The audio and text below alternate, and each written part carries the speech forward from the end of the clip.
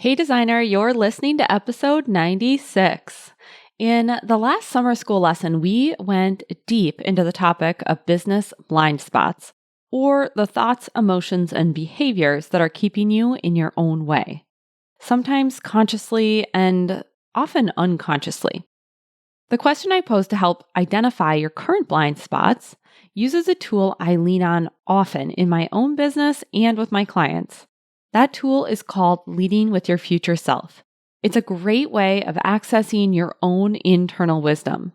It is a mentor that is always available to offer, in this case, insight, and in other times, encouragement and advice.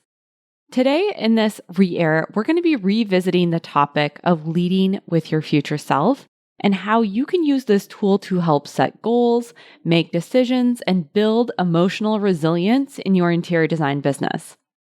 With the second half of the year in full effect, now is a great time to check in with yourself and see what you can do to set your future self up for success in the coming months. Start making decisions for that future version of you so that by the end of the year, you'll be looking back and thinking, I am so grateful for past me. I'll be back next week with a brand new CEO Summer School episode. And if you aren't already signed up, head over to desiid.com/summer school. Enter your info and you'll get started right away. I'll send you those bonus resource guides straight to your inbox. And if you have signed up and are loving the series, don't keep this podcast to yourself. Share your favorite episode or forward one of my emails to your design friends and continue these conversations in real life.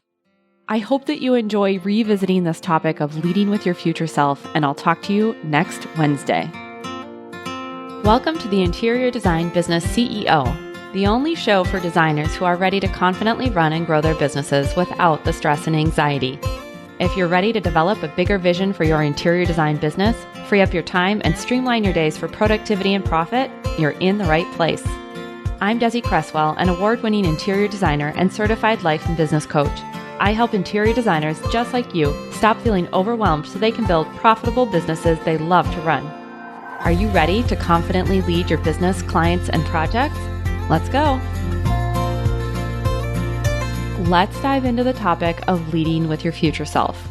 So first of all, what is future self? Future self is all about focusing on where you're going versus where you've been.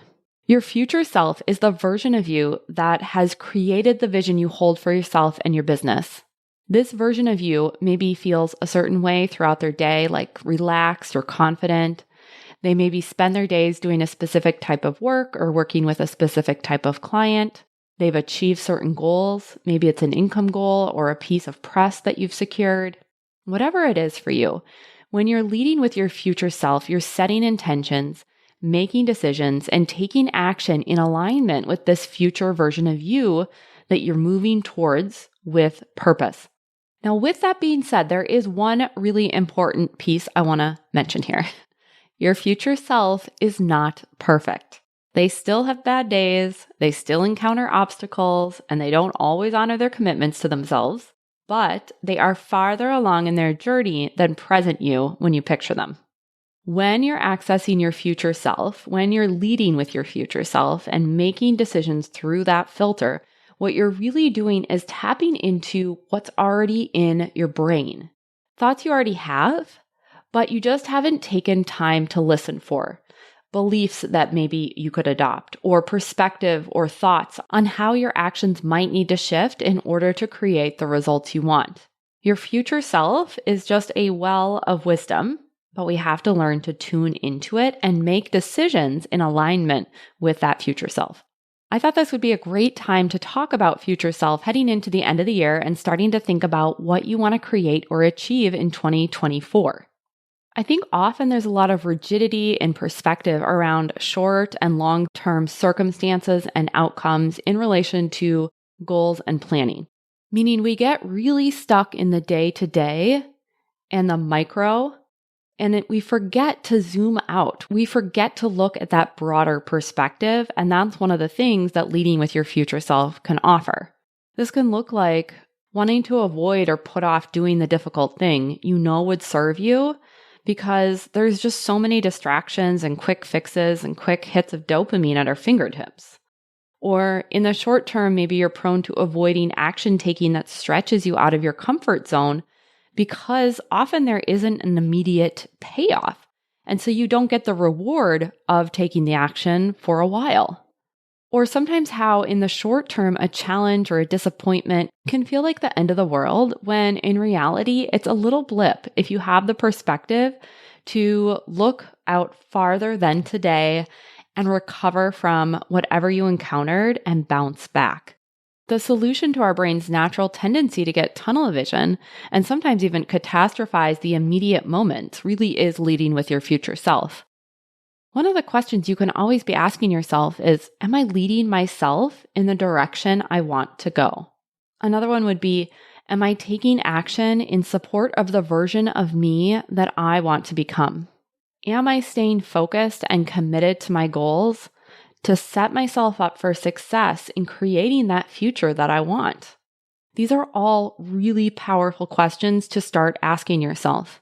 And that's why it's part of the Out of Overwhelm process is to learn to lead with your future self. And there's so many tools to support this shift, not just in your mindset, but in your action taking within your business, like creating your CEO vision or making empowered decisions or using the daily planner to create plans that are in alignment with what your future self would want for you, or the bonus courses on goal setting and self-accountability.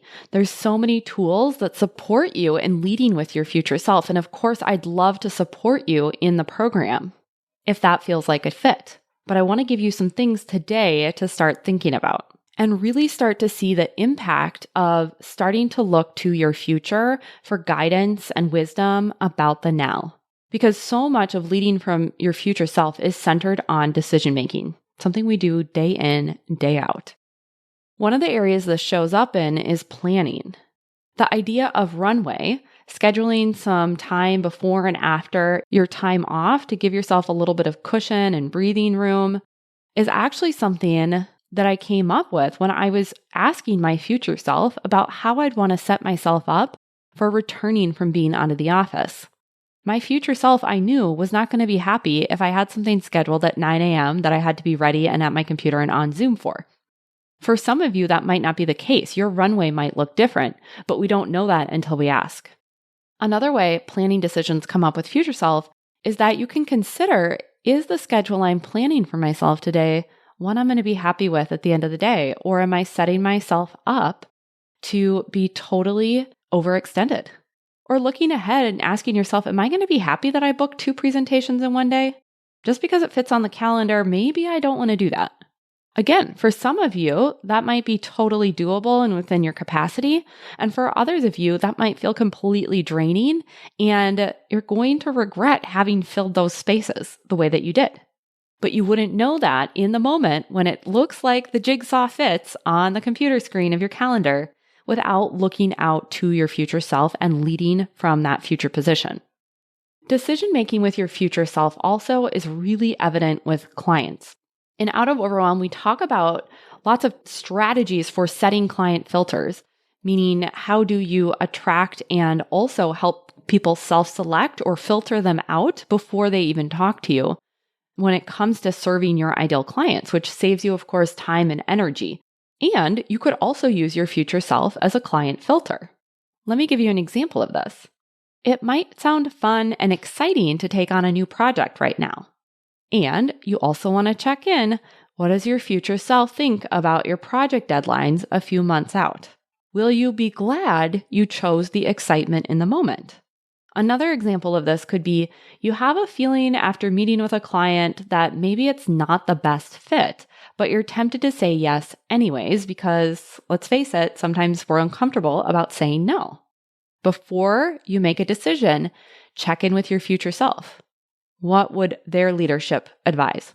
For me, it might feel hard to say no to a non-ideal client right now, but when I look to the future and I lead with my future self and picture myself working with that person in an intimate relationship for the next few months or even longer, the no becomes a lot easier.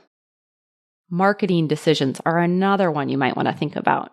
When you're getting going with something new and trying to layer in new strategies and approaches, it can be hard to stay motivated if you're not getting an immediate response or feedback cycle of, hey, this is working, because sometimes strategies need to compound over time. I think often they do.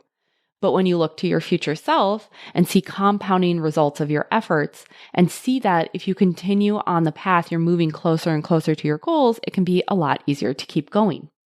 Decisions around your investments and purchases is also another great way to lead with your future self. The future you who has what you want or has achieved the goals that you've set, what does that version of you think about the investment you're considering? Maybe it's in a program or someone that you're thinking about hiring. What does your future self think? Are you glad you made the move? You could also use the concept of leading with your future self when it comes to what goals you pursue and how you pursue them. If you were to think of someone who's already achieved the goal and ask them, hey, how did you do that? What were some of the things you did? Who did you ask for help?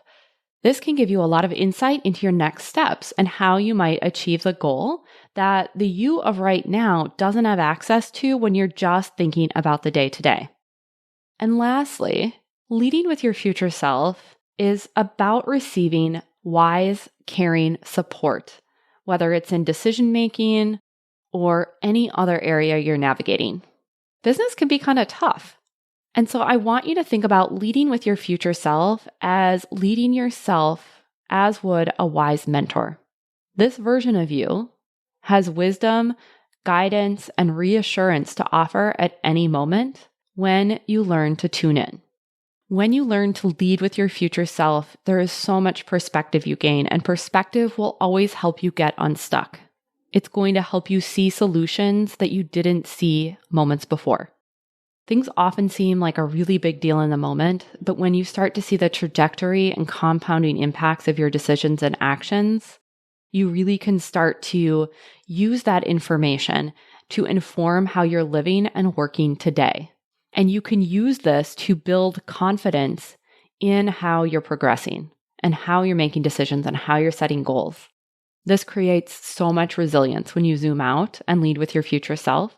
And you're able to see that no success in you, in your business, is made or broken in one day or one interaction. Whew. Can we just release the pressure? That's so much of what I think with future self. We can release that pressure valve, putting so much on any one thing, and get the long-term perspective from the inside. We can release the pressure. We can create internal motivation. We can see things we could not see. And so this week, I invite you to play with this concept of leading with your future self. You can ask it for advice, get that perspective, check in on how they did something you're trying to figure out in your business right now, and see what opens up to come through you and to you. So that's what I've got for you today. I'll talk to you in the next episode. Have you ever wished I could be your coach? If so, keep listening. For a limited time, when you leave a rating and review for the podcast, you'll be entered to win a one-on-one coaching session with me. I can answer your questions and coach you on your unique challenges. All you have to do is scroll down to the bottom of your podcast app, tap the 5 stars, and leave a review. Tell me your favorite episode, why you look forward to listening every week, or why another designer needs to check out the show. It won't take long, and as a thank you for leaving a rating and review, you'll have the opportunity to win a private coaching session with me. Just click the link in the show notes to submit your review so I know how to get in touch. I can't wait to select a winner, and it might be you. I'll talk to you next week.